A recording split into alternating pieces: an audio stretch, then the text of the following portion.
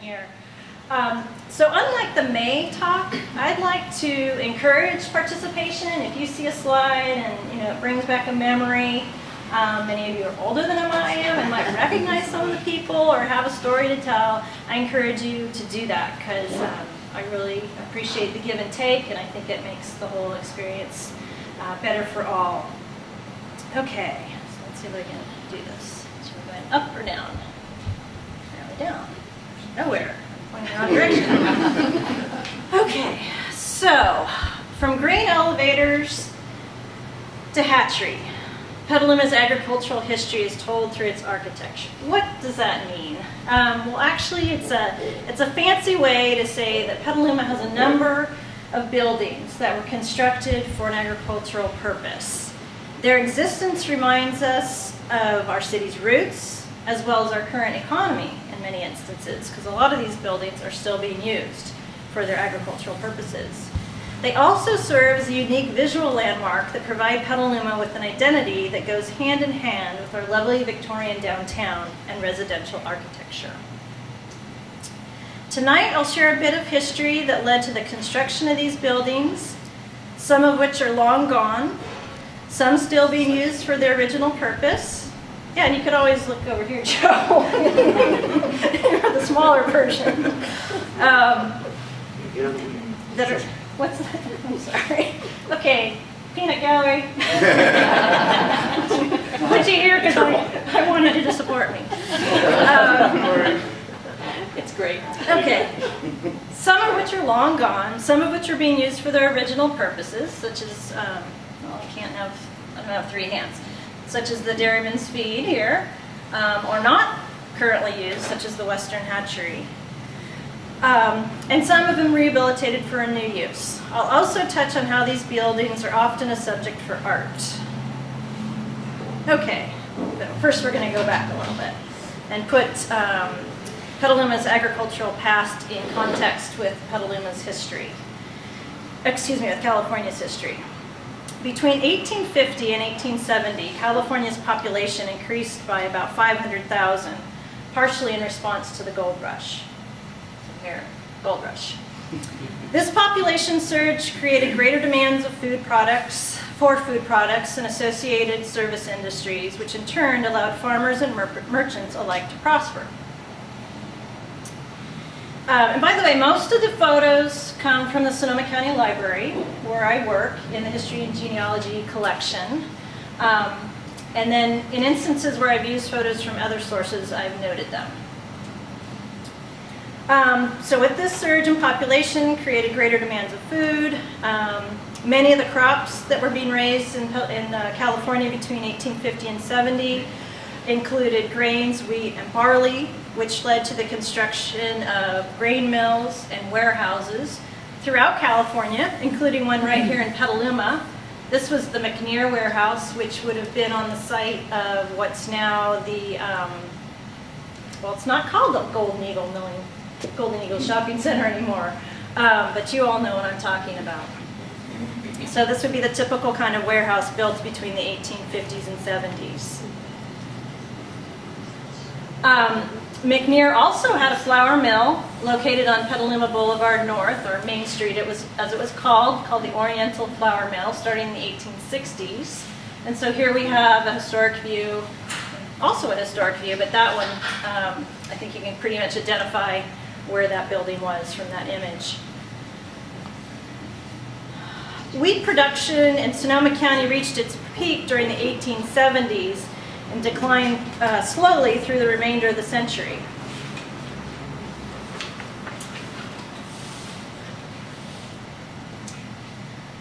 In 1880, about 29,000 tons of wheat were shipped down the Petaluma River, whereas by 1892, we see a decline with only 16,000 tons being shipped. And this would be the type of schooner that would be hauling grain. Oh, I'm sorry, Diane, you can't see very well. I can back up. Just, kind of nervous about these guns back here, though. Catherine, was that the turning basin, that last photo? For the schooner? Yeah. Yes. That would be the turning basin. Okay. And we'll have several more like that. Okay, so with wheat kind of going down, we have other products emerging, such as the cultivation of fruit. Specialty crops such as hops and nuts played an important role. In 1880, 81 tons of wool were shipped down the Petaluma River, much of it coming from the Petaluma Woolen Mills, which was on Copeland and East D Street. Upper right photo is sort of to depict canning of fruit. And then we actually had a brewery here, the U.S. brewery that was located on Upham Street. So a lot going on in town. Now, dairy products were another important California and Sonoma County export. In the 1860 Sonoma County Livestock Census lists a preponderance of dairy cows over beef, about 5,300 compared to 3,500. Milch cows, as they were called, provided an important source of income. The cows were milked only from December or January until early June, when the green feed disappeared, with the milk being home processed into butter and cheese for both local and commercial production. And so we have butter being made up in the upper slides there. Turning basin again. Here you kind of have to use your imagination, because this picture was probably taken in the teens, and I'm going to tell you that this is about 1870, but you know, just to give you the flavor. The schooner would be there, but maybe not the buildings. 1870, we have about 187,000 pounds of butter, 1,621 pounds of cheese being shipped out of Petaluma. And that the whole thing will not be numbers. We're just getting the background here. Did you have a question? No. Okay. And I'm so sorry that Margaret and George aren't here. During the 1870s, the dairy industry rapidly changed due to an influx of immigrants from Holland, Denmark, Germany, Switzerland, Italy, Ireland, and the Azores. So this would be a typical dairy ranch. As with this picture gets used quite a bit, so that might be familiar to you. So these immigrants were attracted by the accessibility to markets, the climate. These newcomers immediately became aware of Petaluma's advantages as a dairy center. And by the 1880s, when supplemental feeding came into practice, Petaluma was the largest shipping point in the state for dairy products. At the same time that this was all going on, Petaluma is getting a reputation as the egg basket of the world, thanks to a Jewish dentist named Isaac Diaz, a Canadian medical student, Lyman Weiss, and a Danish farmer named Christopher Nissen. And I don't have pictures of Diaz or Nissen, but we have loads of pictures of Lyman Weiss. He was quite the self-promoter, right up there with Luther Burbank, I think.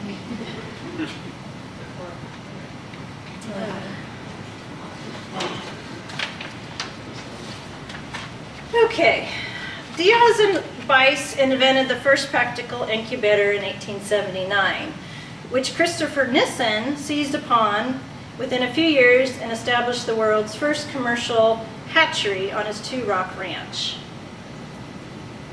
shown here. Okay, so maybe in there we might see Christopher Nissen. I have a question. Yes? I understand that Lyman Weiss didn't really invent the incubator, but he improved on it so much that he sold it all over the world. I think both. I mean, I think he invented it and marketed it all over the world. Well, what he did, he put a control on it. So it takes 28 days for a for an egg to hatch. Mm-hmm. And by putting the control on it, so that he can measure the time, that's how it became the incubator. Okay, well, great. But he made it work for him. He did, yeah. And even today at the library, we'll occasionally get an inquiry from Australia or somebody saying, I found this incubator in my barn and it says Petaluma Incubator Company, what can you tell me about it? And we have catalogs, I can actually look it up for them. It's pretty cool. And I can introduce you to his granddaughter if you want to meet her. All right, thank you, Millie. Where is she?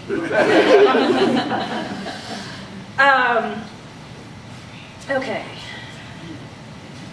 So consequently, by 1885, at least 50 farms in the Petaluma area had purchased the newly invented incubator and were hatching baby chicks artificially. Thanks to the Petaluma Incubator Company. And for those of you who've heard me talk, I always wax poetic about this picture. I mean, what a different Petaluma we have today. Or have here as opposed to today, because this is basically Petaluma Boulevard. This would be what's the D Street Bridge when it was this is either a swing bridge or a drawbridge. Is that a photo or a drawing? It's a drawing. And here's the river when you could actually come up the river, because in 1968 was when they made it a fixed bridge. And you can see then it's servicing all of these businesses back here, one of the largest being the Incubator Company. Over here we're going to talk a little bit about the Golden Eagle Milling Company. And I mean, I love the smoke coming up. And I mean, Excuse me, is that the Washington Street Bridge then? yeah, okay, yeah. So a very different place and very much impacted by the incubator Is it factory. Washington Street or D Street? Washington. Well, Washington Street.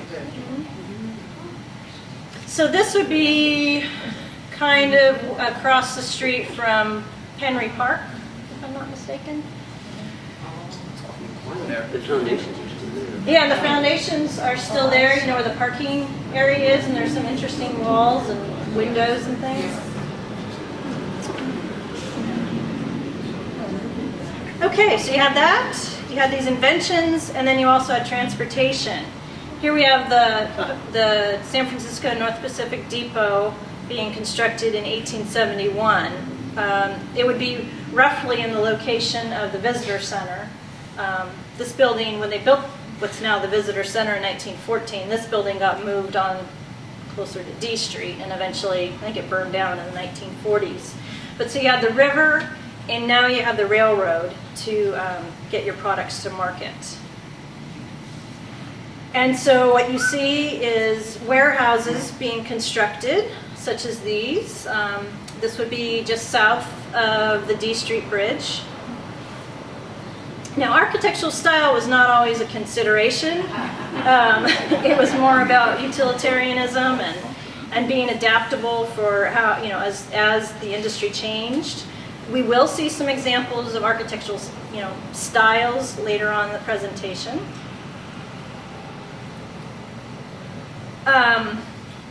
Probably the oldest surviving building associated with agriculture within the city limits is the Old Petaluma Mill. And this was built according to, hang on here, let's see, Skip Summer, who rehabilitated the mill in 1975. He dates the warehouse at 1854, saying that it was constructed initially to store meat for the hunters who came to Petaluma. The stone walls of the original building were 1.5 feet thick, and no one knows what was used for roofing, but it was cool enough for a few days of storage before the barges came up to the creek, which is what it was called at the time, to take the meat to San Francisco and Sacramento. Now, other owners, as you can see from this Sanborn fire insurance map, were Wickersham, and we have Mr. Wickersham here in the audience somewhere, Marshall West, who, if you've ever taken a walking tour, there he is, back there, the Petaluma Museum, you may be walking with him. Also owned by A.L. Whitney, and then you can see what's great about these maps is they tell you so much: grain, potatoes, hops, salt, storage. It's got a planked floor. Lots going on there. And then what's interesting here is this would be now approximately where the parking lot, where this section is here, used to be the Union Hotel. And then here's more. And please note it says Petaluma Creek. Yes, it does.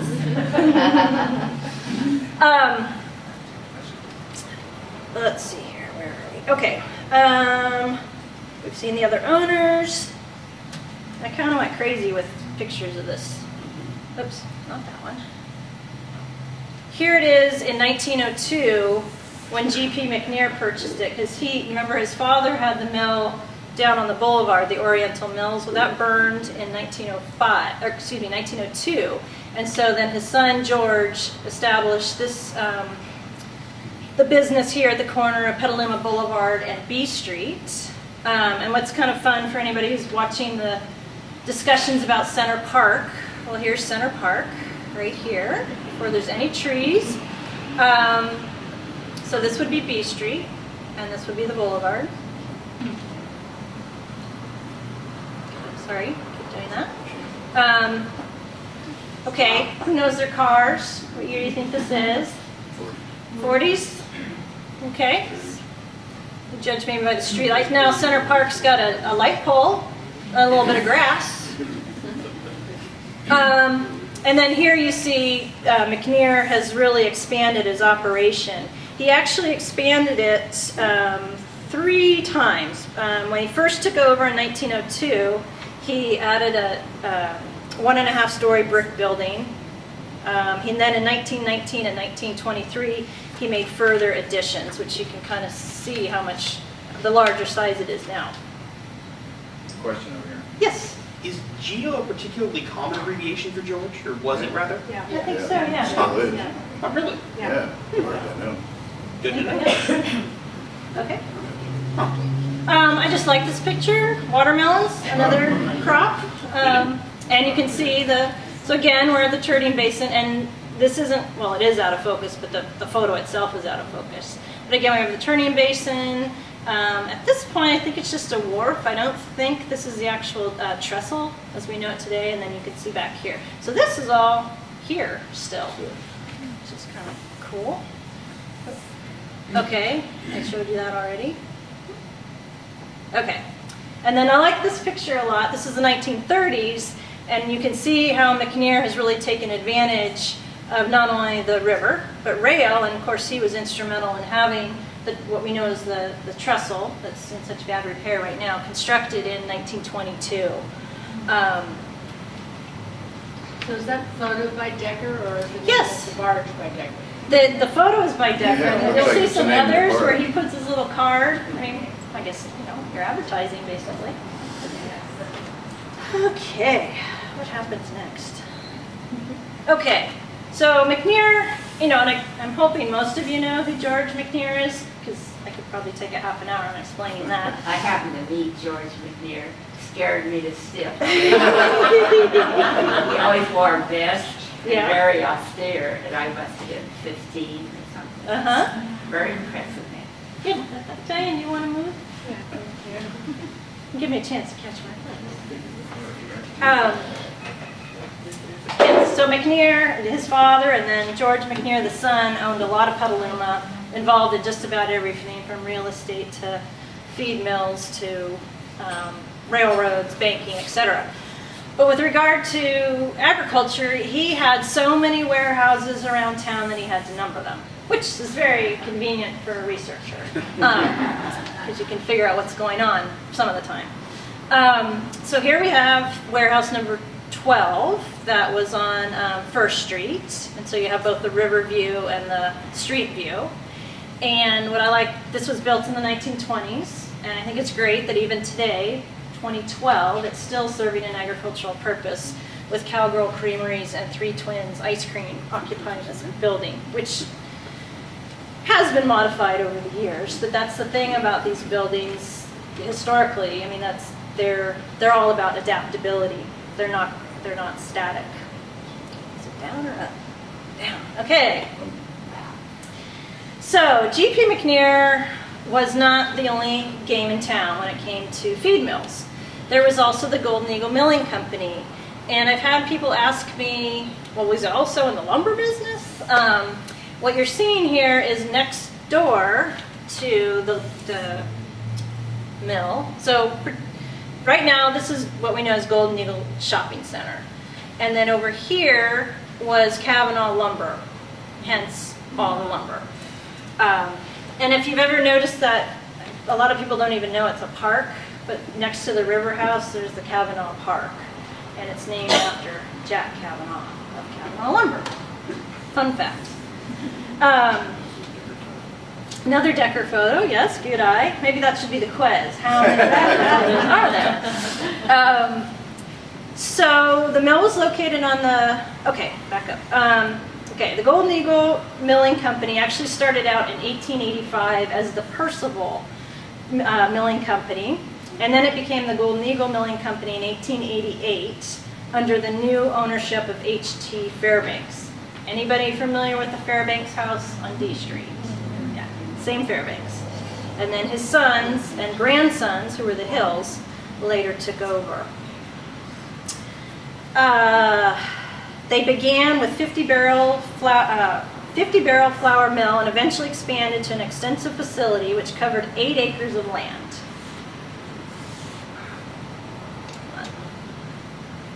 So, it's kind of hard to get your arms around here, but this is Washington Street, and we're right at about, the bridge would be about here, and this was all Golden Eagle going up to the river.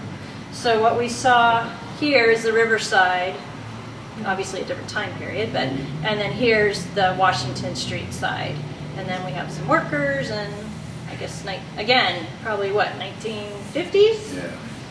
Yeah.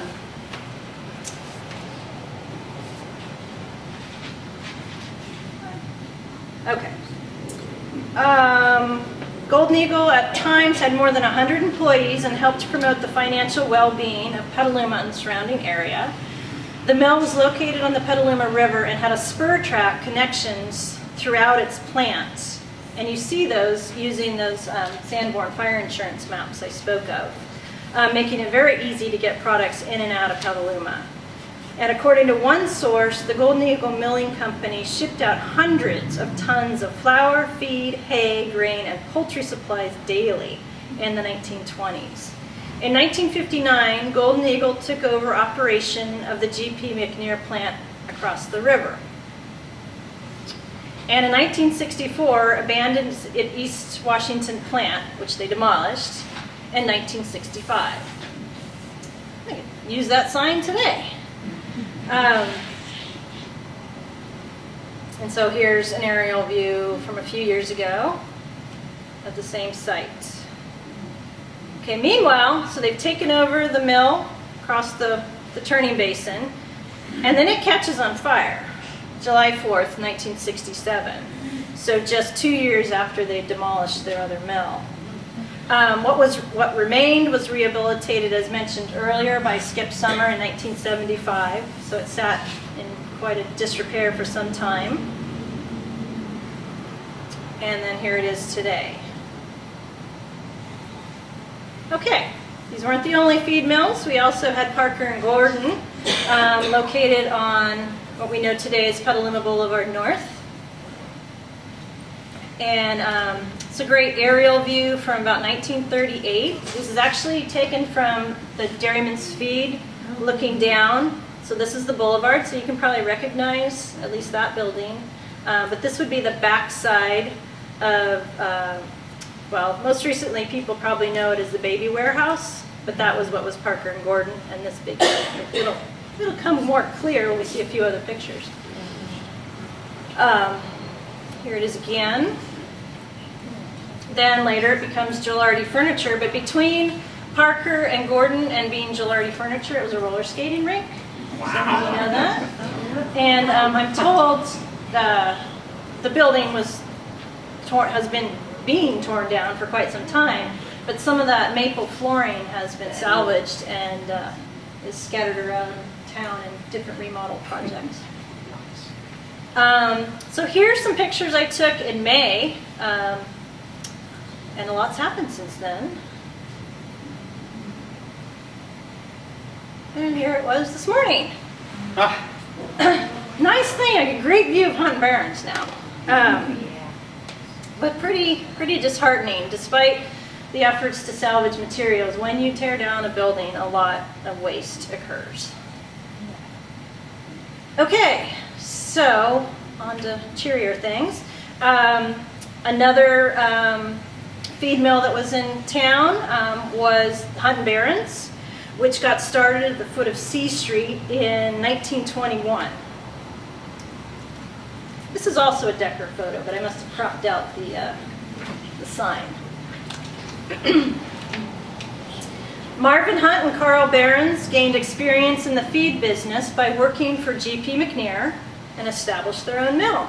Hunt and Barron's were inspired by the changes they saw taking place in the animal feed industry, especially the use of vitamins, minerals, and proteins as part of animal nutrition. Here's another Decker in the bushes. Decker. Looks like litter. Looks like a little litter.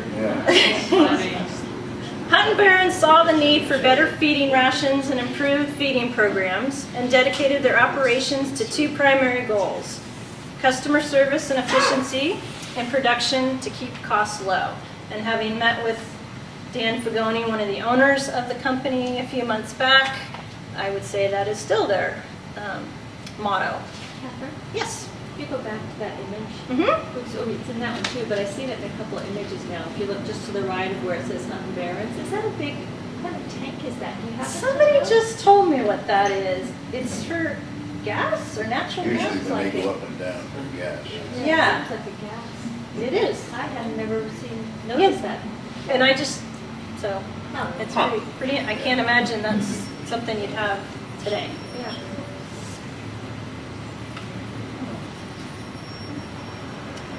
Okay, again.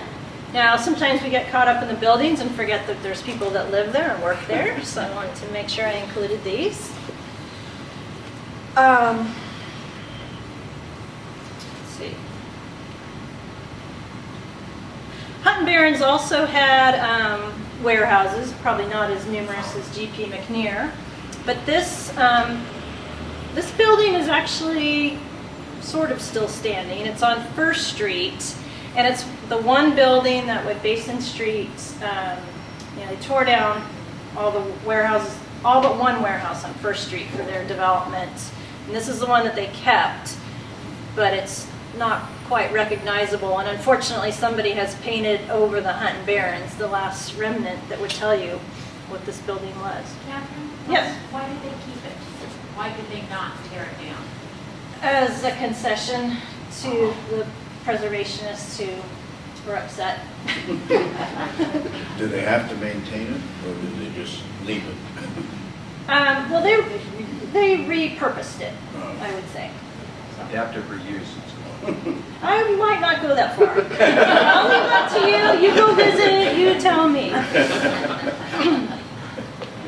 Okay, this is a very odd image, and I was hoping Mr. Fagoni would be here to actually bring this item so I could show it to you physically.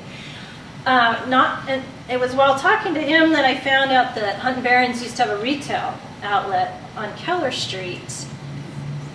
And what he found this in his vault, and it's for anybody who does printing. It's an old method of printing. It's actually, they would, I guess, put the photograph on there, so burn the image into copper or something. A little out of my league here. One of those metal pictures? Yeah, and then when you'd stamp it, it would come out correct or positive. Yeah, I think it's called a plate. Thank you. Goes around and around. Yeah, and we have yet to find anybody in this day and age who will touch it with a 10-foot pole. Because this is, Somebody in my oh good, I used to. all right. I tried to scan it, but even if I reversed it, Right. it looks like a big blob. But you can see, because do you remember, for the older folks here, Tomasini's when they were on Keller, and, Not that old, are you? and later Tomas. You can see that's the same building. So I thought I'd share that with you. Didn't share that with the people who came in May. So. Okay, by 1947, Hunt & Barron's had grown enough so that they needed to relocate, which they did, to their current facility on Lakeville Street. During the 50s, both the storage and milling facilities were doubled in size, and by the 1970s, a second mill was constructed that allowed for the flexibility of operating for poultry and dairy feed divisions separately. Very important distinction.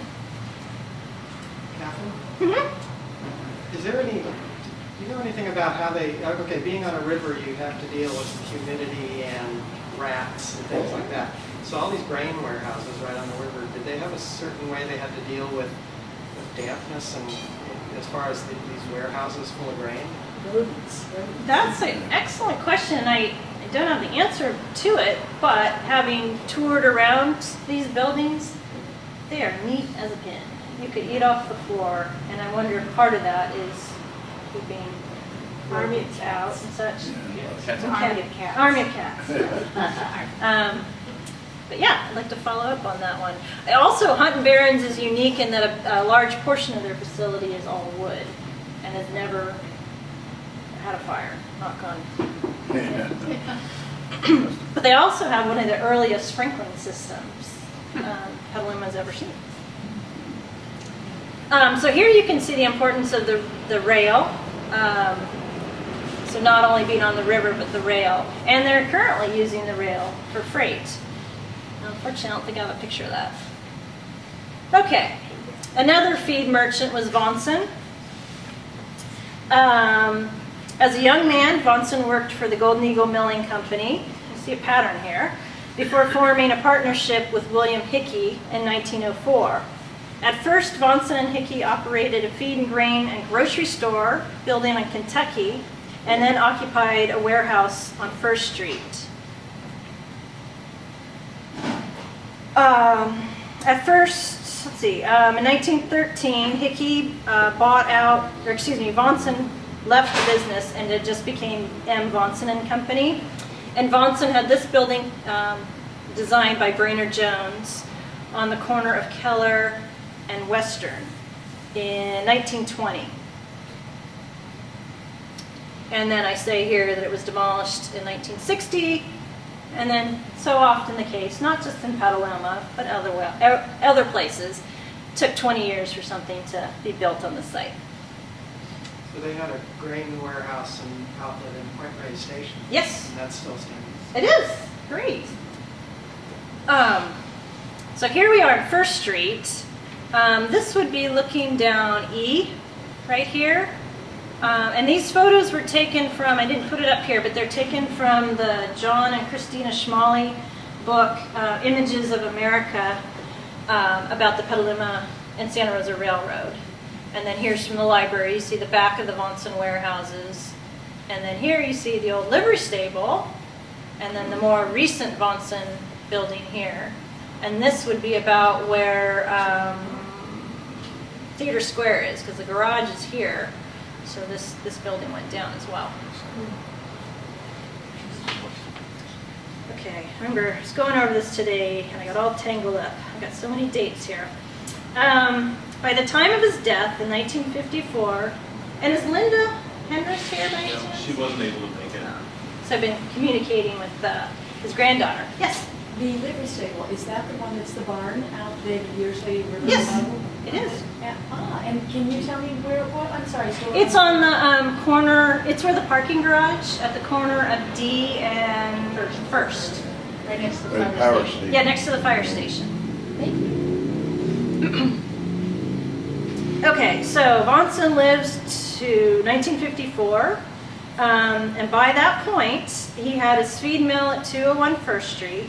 He had warehouses at 200, 209, and 301 First Street, with a retail store at Western and Keller that we saw, a wholesale branch in Eureka, I wonder if that's still standing, and Point Reyes, which is still standing according to Dewey. Where is it? Well, it's where the gas station is, the only one. Okay. It looks just like those Yep. type of warehouses. Is it being occupied? Yeah, I think there's like a kayak company and then the gas station. He employed 75 people. Again, this is at the time of his death. And he had a complete line of feed and grain. He also carried seeds, bulbs, and gardening supplies and had a roofing department. In the 1940s, we're jumping backwards here,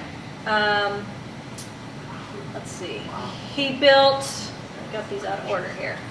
I know, I love this. Okay. In the 1940s, they built this building here, which is now Rivertown Feed. Now let me go back here. Redwood Rancher. Anybody has them? I want them. These are the coolest publications for anybody interested in Sonoma County agricultural history. So this one happened to be on Vonson's. Let's see. 1959. Anybody know Paul Lewis? Here in the room? Do you recognize that guy? That's Paul Lewis. In 1959, he had been working for Golden Eagle, and then he bought into Vonson. And in 1966, Vonson became Bar Ale. And all was good until 1994. When rail service was cut off to Bar Ale, and they were forced to relocate a major portion of their business out of Petaluma to Colusa County, where they're still operating. So yeah, you can imagine the train still running back in 1994 on the trestle. And here's Paul and his son-in-law, Don Lewis, who you probably recognize from Rivertown Feed. Okay. And then what do we have going on here? So the warehouse, this is all that remains of the buildings associated with Vonson. Because, George. Catherine, at some point Vonson was Vonson Gemco. Yeah, I think I've heard that. How that fit in there. Well, I think Gemco is Golden Eagle Company. You sure it's not? Milling Company? Golden Eagle Milling Company was Gemco. But I actually just came across that researching Little League, because there was a Gemco Little League team. And I think at one time there was thought that Golden Eagle and Vonson would merge, but it never occurred. So, okay, sort of beating us to death, I feel like. But so here's the Vonson warehouses that were torn down in 2004. These were associated, this one in particular, with the poultry producers of Central California, which I'm about to talk about. This is the same one, just a different view. Those all came down in 2004. Wasn't that after Bar Ale burned? Yeah, Bar Ale burned, the one on the corner, but everything else went away. Okay, but this is new for me.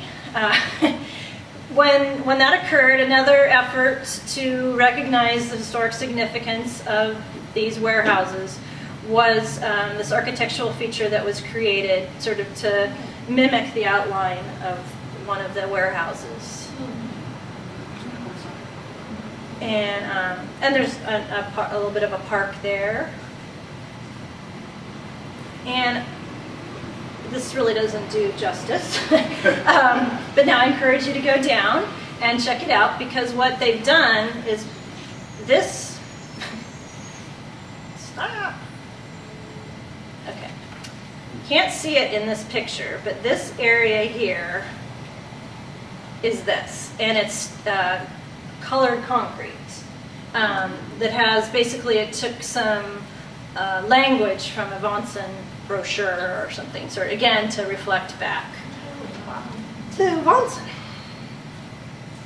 Want to know more? Can't imagine it after this. As a part of the requirement for when the warehouses came down, they were to be recorded and their history documented. And Diana Painter, local preservationist, was hired to do that documentation, and she produced this incredible report that not only talks about Vonson, but it talks about the whole warehouse district, puts the whole thing in context. It is really a great piece of research. And it's available in the library for to be checked out. Okay. I mentioned briefly the poultry producers of Central California. They were a cooperative that was formed to help poultry ranchers. And in Petaluma, they built an amazing structure, which we know now as Dairyman's Feed. And back in 2008, I met with the manager of Dairyman's Feed, Roger Bain, who's not there any longer, and he was amazingly generous. He had in his vault, or their vault, a photo album that documents the entire construction of those silos and the feed mill. Not only photographs, but typed captions. What more could you want? I was excited. So he loaned those to me, which is a miracle in itself, and allowed me to scan all the images for the library, and then I returned him the original. So at the library, we probably have about 75 images documenting the construction, and I'm just going to show you a handful here.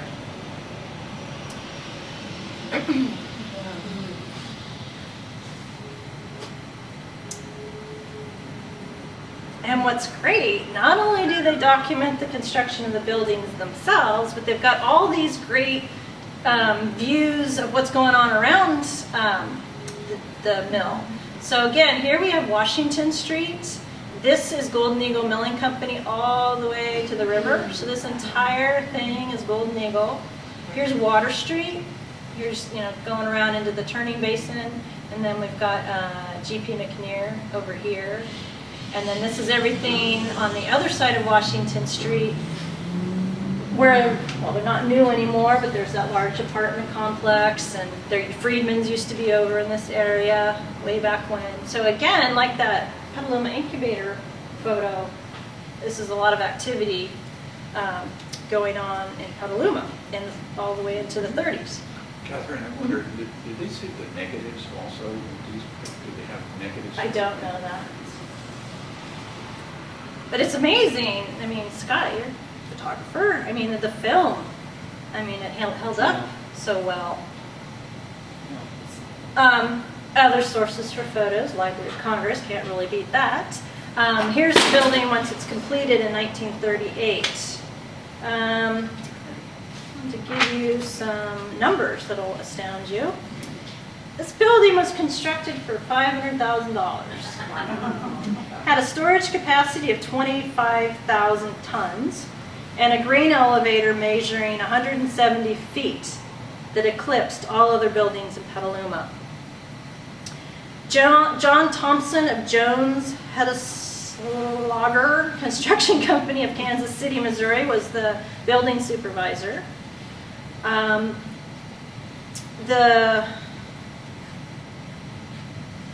The plant itself was strategically located next to the Petaluma River, and like Golden Eagle Milling Company, it had spur lines. You can kind of just barely see the train there.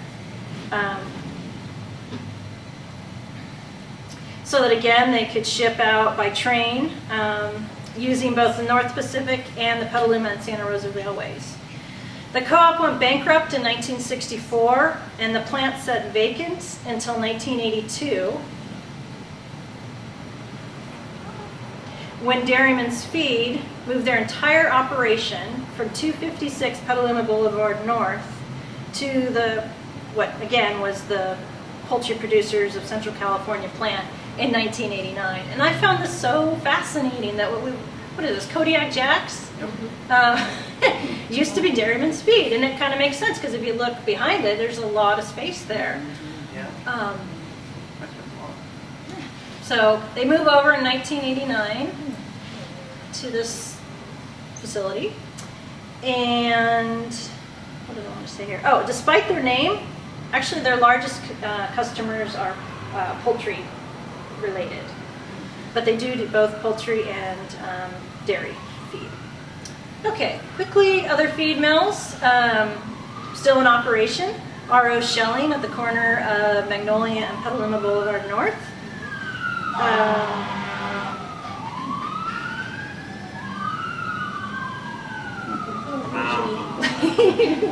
I didn't have much to work with, so when I saw this picture, I thought I'd have to add it. Let's go back to Shelling first. Hang on. So Rudolph Shelling established his feed mill at the corner of Magnolia and Petaluma Boulevard North in 1948. He died in 1985, but the business continues to operate today. Which is amazing. It's amazing. And then we also have Barless Feed, which is on Bailey. And this was started in the 1930s by Max Barless and later managed by his sons Leon, Izzy, and Jaime. And here's the facility. On a smaller scale than some of the others we've been looking at. Okay, again, people.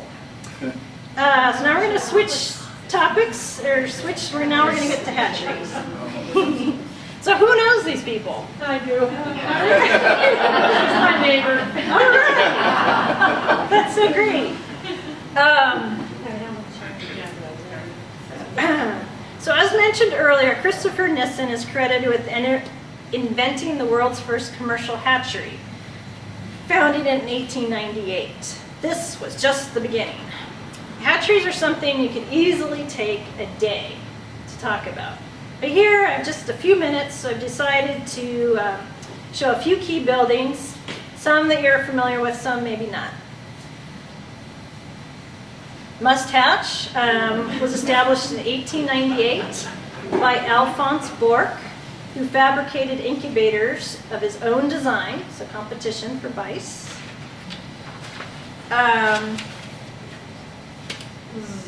What's on the green? That's kale. Kale? Yeah. Kale for the chickens? It's kale for the chickens. And this would be just, okay, we'll jump ahead. It's this site. This plant burned down. Come on.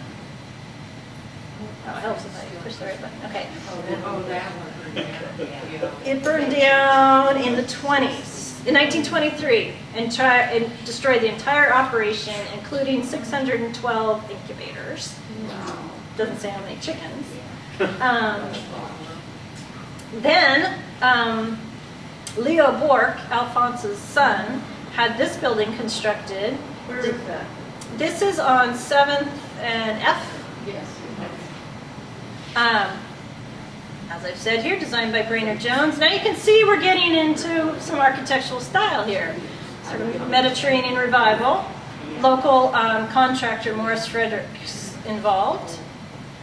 Catherine? Yes. I used to babysit the board. Yeah.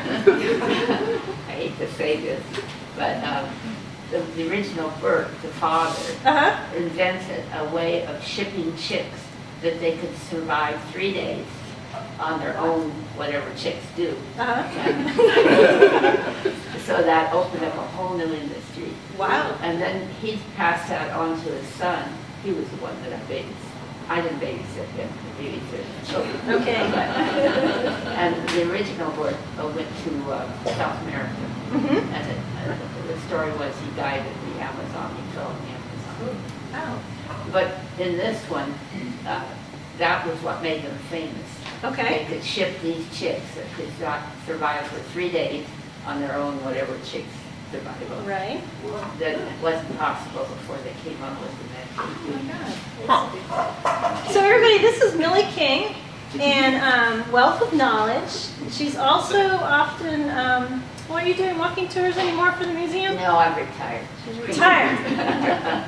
But Barbara, sitting next to her, still does. And wealth of knowledge and great. So Millie occasionally gets out, so if you have a chance, you should take her up on it.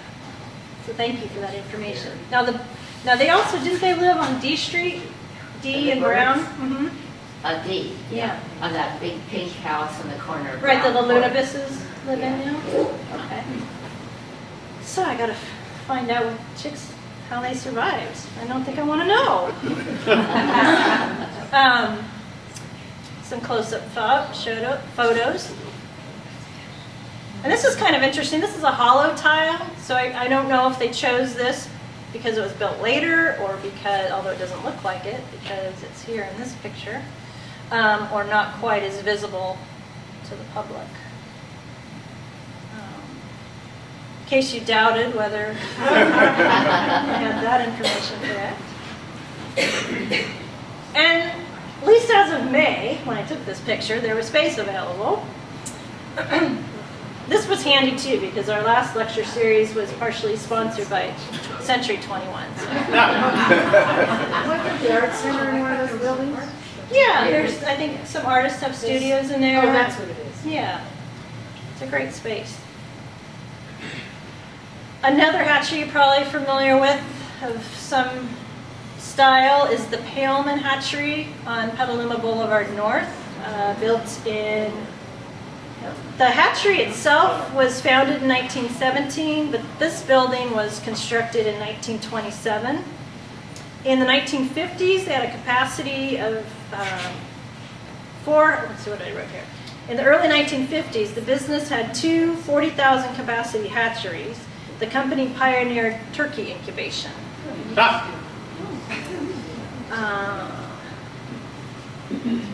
We also have space available. Yes. So again, and the reason I'm kind of emphasizing this is to show that these buildings are being used for, if they're not agriculturally, they're still being used for something. Lasher Hatchery, probably familiar with this, constructed in 1917 and really hasn't changed a whole lot. What I love, I mean, the sign, this is still there and the lettering here is still visible.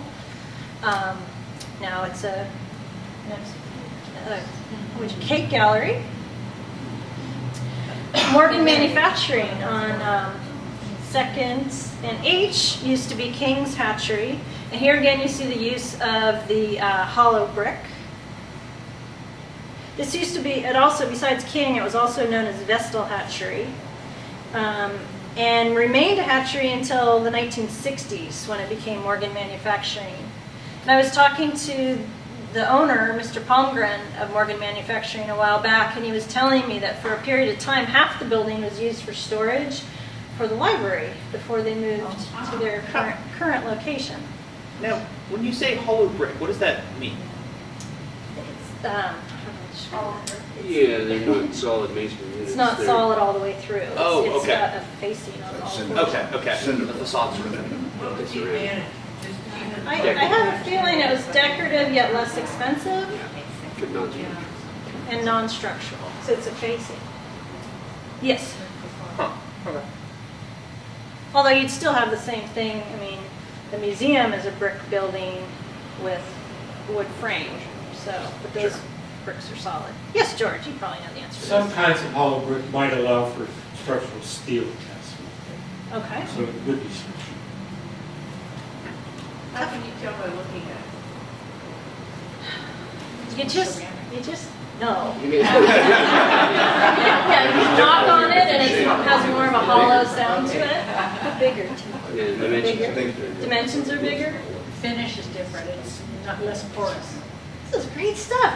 Got walking tour material here. Bundason Hatchery. This building hasn't changed a whole lot. I appreciate that they kept the lettering pretty similar to that. And then we have Paul Bundason here. Jumping ahead. Okay. So, recent graduates of Cal Poly. Can I interrupt for a minute? Yes. Millie might remember the little hatchery on Baker Street. What was the name of Was that? it White? On Baker. On Baker. Is that the White Hatchery? It's that little brick building between Stanley and Washington Street. You know what that? Yeah, I know what you're talking about, but I don't. Such a good name of it, yeah. I'll go check it out. Is it still standing? I think it is. Because there was the White Baker. Yeah. White Baker. I don't think it was Hatchery. white. No, it's not white. Because that was off of It was a very, very small. I think it's still there. I think it is too, but it hasn't been a hatchery. Okay. I'll tell you a story about it next time I see it. So Paul and his brother Herb were brothers, and they both went to Cal Poly, where they majored in poultry husbandry, and then they came back and they started a hatchery in 1951, buying this building from Lewis Clark. Okay, hatcheries that you may not know of Oak Hill Hatchery, which is up off of, it's next to Oak Hill Park and on Pleasant Street. And these were the best pictures I could get. How's that being used now? It's a residence, actually. But it has been everything under the sun, including, I think, Army Supply Store, printing. But at 1947, it was known as, it was established in 1910 by Joel and his son Calvin Doss. And in 1912, it had a capacity of 25 chicks. In 1947, it was Scov's Hatchery, and in 1950, Adams Hatchery. And then today, it's a residence. Down below, we have another Lasher Hatchery on Kent Street, which you got to take my word for it. These are the same buildings. Okay, winding down here. What you've all been waiting for, dairy. Now, when I was first putting this talk together, I thought dairy, I could get all into the dairy ranch and the different buildings and the different types of barns you find on the dairy. Not to be the case. I had to narrow it down to just within city limits. So there's the Burdell Creamery, which is just out the door on Lakeville Street, and established in 1898. This was established by the Burdell family of Olenpolly Park. Important structure, had cold storage facility, electric power plant, a creamery, and an ice plant. Survived the 1906 earthquake. Later it became the Western Refrigerating Company. Just like the people. This is probably what most people remember it as, Western Dairy Products, which is what it was in the 1970s. And then current view today. 2005, the Sonoma County Historical Society gave the owners of this building, Dave Martin and his partner, Dave Nelson, is that right? An award for the adaptive reuse of this building. Other side of town, we find the Petaluma Cooperative Creamery, located on Western Avenue and Baker Street. And I have to think I'm a neighbor to this creamery, and maybe that's having some influence over me. Established in 1914 by 33 dairymen, led by Lakeville rancher Silvio Gambonini.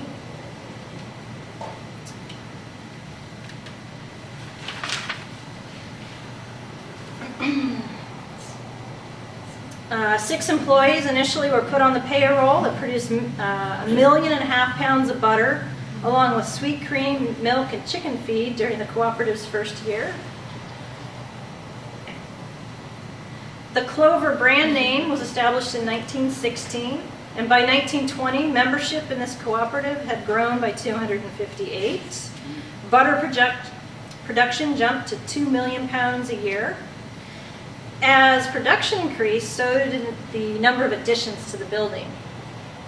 And I just it's the same building twice, but I couldn't decide which one to use. The office that still stands today was constructed in 1918. Again, Brainerd Jones was the architect. Throughout the years, more additions occurred. Again, I was able to use insurance maps to follow that expansion, so that eventually the creamery took up the entire block between Upham, Baker, Western, and English Street, as it does today. And actually, it's jumped over. It's over on this side of Baker, too. And again, if you're really into this, these are great because it gives you every single process that is occurring in those buildings. 1975, there was a fire. And this is the only picture I could find, and it was the fire department. I found some today. You did? Yeah. Where? Oh. Okay. I thought you could say eBay. I was going to bring them to you. I knew I had somewhere. So, unfortunately, our house is not in this picture. But it's pretty devastating. And the fire basically destroyed the drying, evaporating, and butter making plants that was all that remained, was the drying, evaporating, and butter making plants. Everything else, the refrigerating plant. What's that? When was this? 1975. So they're kind of grappling with what to do, and by 1977, whether to rebuild but by 1977, a decision was made, and Gene Benedetti, the Cooperative's manager, along with employees John Markison, Bill Van Dam, Paul Ross, Dan Benedetti, who was one of Gene's sons, and Gary M., purchased the Clover brand name, very important, as well as the wholesale and retail distribution business from the Cooperative. And then they they bought out the Stornetta brothers in Napa, and so that's how you get Clover Stornetta Farms, another subject. So here we have, I couldn't resist. Here we have Clover Stornetta today. Is that your mom? That's my mother. She supports me in all these endeavors, so I want to include her. And then meanwhile, it wasn't like the Cooperative just went away. They just kind of narrowed their line of products to just cheese and butter. And now they were the California Cooperative, not just Petaluma Cooperative. And you can't see it very well, but there's the old California gold emblem up there. And they continued on until 1998, until the Dairy Farmers of America purchased them and then closed the plant in 2004.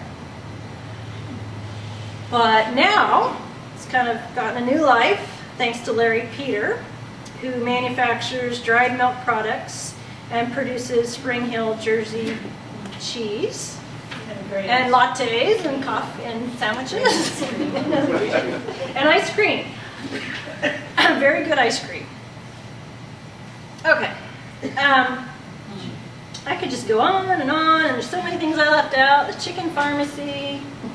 We had an apple vinegar company, which was, this would be about where Jericho is today. And before there was Jericho, if I'm not mistaken, it was Pioneer Shell Company, part of our agriculture way of life. We had Kresge's Manufacturing, which is now Aquis. That's another place where they made Bruder stoves. Do you know where the oyster shell company got their shells from? I think from just the same place Jericho does. Oops. I know it seems to me that there was like a creamery or a dairy on just about every corner. Here's a couple. You might recognize this building over here. That's what used to be Marvin's. This is still, now it's a house. It's been covered with trees. That's Chandler. Yeah, but the building's still there. Where's that located? On the boulevard at about Kent, I think. No. And I don't know about the Sunny Slope Dairy. I could have included some of the, ancillary businesses. You can't have ag without a way to get rid of the animals. I can't think of a better way to say that. The Royal Tallow Plant, which is now Rocky the Dog Park. Right. Well, it's like been destroyed, but the property's still, I don't know if they're trying to excavate all the hazardous stuff, but it is right next to Rocky. Okay. On the way in. Yeah. And this isn't exactly what I call an architectural gem. And I was hoping the Bordesses would be here, but I love this building. I mean, it's unambiguous. But the sign, you could go a whole thing on just signs. Somebody took some real care in doing that. They didn't go down to Kinko's and whip out a banner and stick it up there. And they took it to the next step. I love driving by this, and I went and when I took a picture today, a local artist, Warren Purcell, is the one who painted the sign. And of course, who's the original farmer in Petaluma? General Vallejo. But I'll leave that for you to go visit. Art. Finally, we're in an art gallery. Ansel Adams took notice of us back in 1954. This is from a book. I scanned it out of a book. It's probably some copyright issue, but There it is. you can get the book from the library if you like, or off eBay like I did. Then our own Ansel Adams, Scott Hess.